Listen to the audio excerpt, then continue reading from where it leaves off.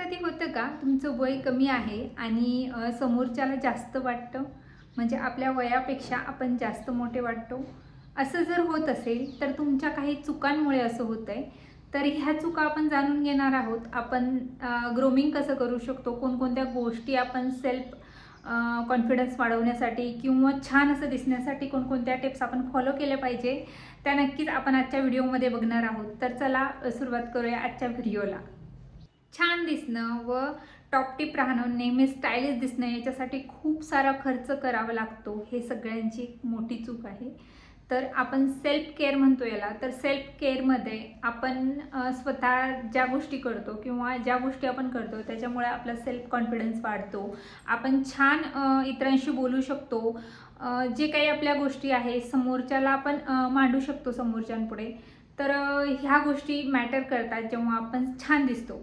तर छान दिसणं म्हणजे खूप सारा खर्च करणं किंवा खूप महागड्या वस्तू घेणं किंवा टूर करणं, फिरणं, ट्रॅव्हलिंग करणं, ह्या सगळ्या गोष्टी नसतात. तर स्टायलिश दिसण्यासाठी काही टिप्स आहे. तुम्ही घरी राहताय, जरी तुम्ही घरी राहताय पण कधीतरी तुम्ही बाहेर पडता, एखाद्या बँकमध्ये काही काम असेल किंवा मुलांच्या स्कूलमध्ये पॅरेंट्स मीटिंग असेल किंवा दुसरं काही तुमचं काही असेल की जिथं तुम्हाला जायचं आहे पण प्रेझेंटेबल दिसायचं आहे आणि तेही खूप सारा खर्च न करता. तर ह्या सगळ्या गोष्टी आपण कशाप्रकारे मॅनेज करू शकतो, कशा आपण छान आणि अट्रॅक्टिव्ह दिसू शकतो, ह्या गोष्टींकडे आपण लक्ष देऊया. असं काय करू शकतो ज्याच्यामुळे आपण छान आणि कॉन्फिडन्स लेवल आपलं छान असेल किंवा आपण दिसायला छान असू किंवा ह्या सगळ्या गोष्टी आपण कशा मॅनेज करू शकतो तेच आपण आजच्या व्हिडिओमध्ये बघणार आहोत.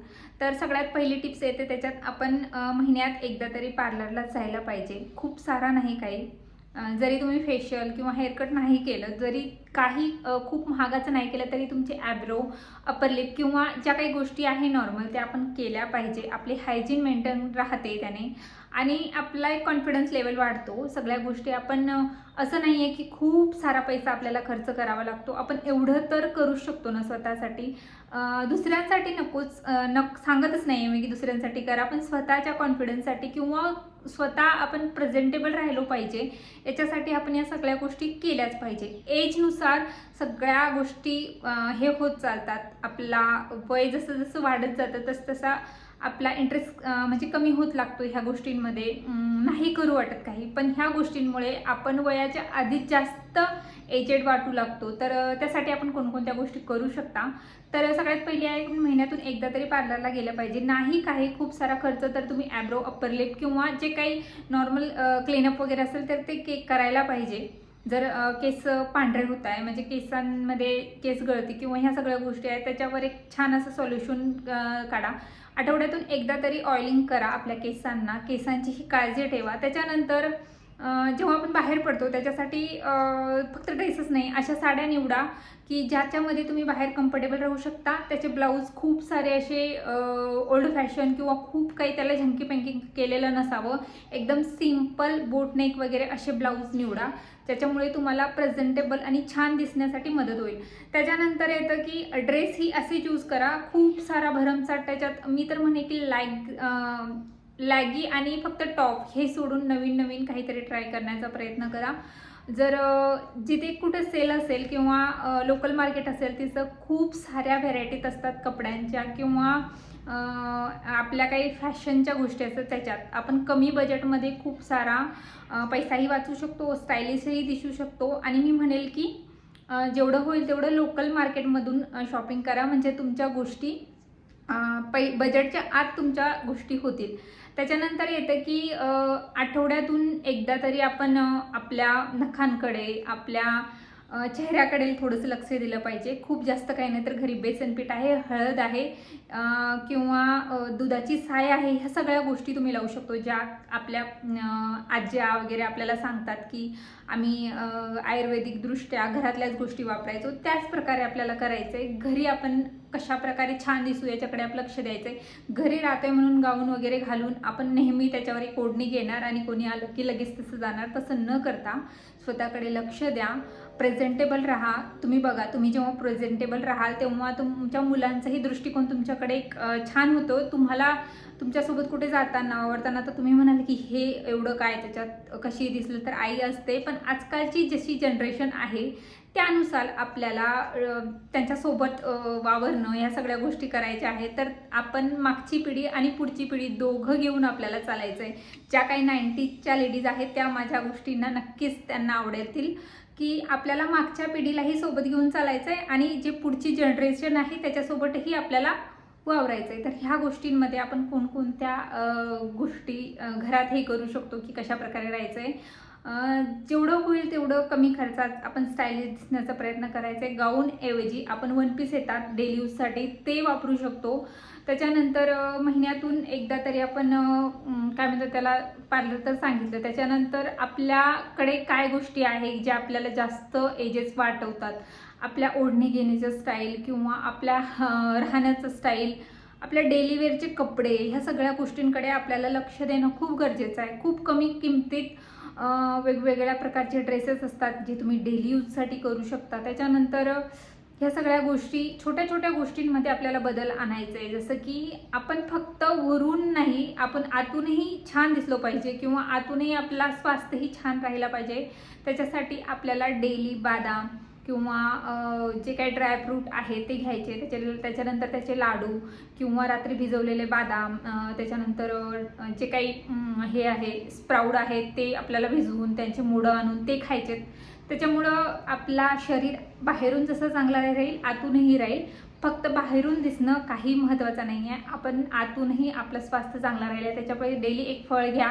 म्हणतात की आरोग्याच्या दृष्टी बघायला गेलो की हिरव्या भाज्या, मोड आलेले कडधान्य, या सगळ्या गोष्टी घ्या. दररोज एक ग्लास दूध घ्या. जर सकाळी शक्य नसेल तर रात्री जेवणानंतर झोपताना हळदीचं दूध, त्याच्यात केसर वगैरे टाकून. त्यानंतर येतं डेली स्किन केअर. आपल्याला स्किन केअरमध्ये मी म्हणेल की आठवड्यातून 2दा तरी तुम्ही हेअर वॉश केले पाहिजे. एकदा तरी हेअर ऑइलिंग केलं पाहिजे, कारण त्यांनाही ऑइलची गरज असते. आपला ब्लड सर्क्युलेशन चांगलं राहावं किंवा आपल्या रक्तभिसरण छान व्हावं याच्यासाठी आपल्याला हातांनी छान मसाज करायचे केसांना. त्याच्यानंतर येतं की डेली स्किन केअरमध्ये मी एक ममाचं फेसवॉश आहे किंवा जे तुम्हाला सूट होत असेल तुमच्या स्किन टाईपनुसार, तुम्हाला ते ममाचं किंवा जे काही तुम्हाला सुटेबल पडेल किंवा तुमच्या डॉक्टरांना विचारून तुम्ही छान असा एक फेसवॉश निवडू शकता. सोप लावू नका चेहऱ्यावर, जेवढं होईल तेवढं फेसवॉश किंवा ज्या काही रेमेडीज आहे घरी तुम्ही ते यूज करू शकता.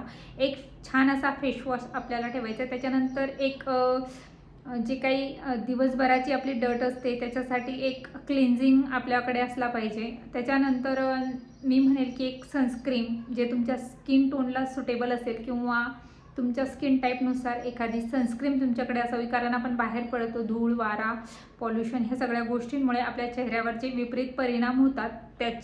आपण जर तुम्ही नेहमीच बाहेर पडताय तर तुम्ही सनस्क्रीन तर नक्कीच लावा. त्याच्यानंतर येतं डेली बेसिसवर एखादा मॉइश्चरायझर, ज्या काही गोष्टी आहे, एखादी डे क्रीम जे तुमच्या डॉक्टरांना सजेस्ट करून तुम्ही घ्या किंवा तुमच्या स्किन टोननुसार घ्या. एखाद्या जे काही त्वचारोग तज्ज्ञ असतात त्यांच्याकडून जाऊन तुम्हाला एक छान असा किट तुम्ही तयार करून घेऊ शकता. तर अशा प्रकारे छोट्या गोष्टी आहे.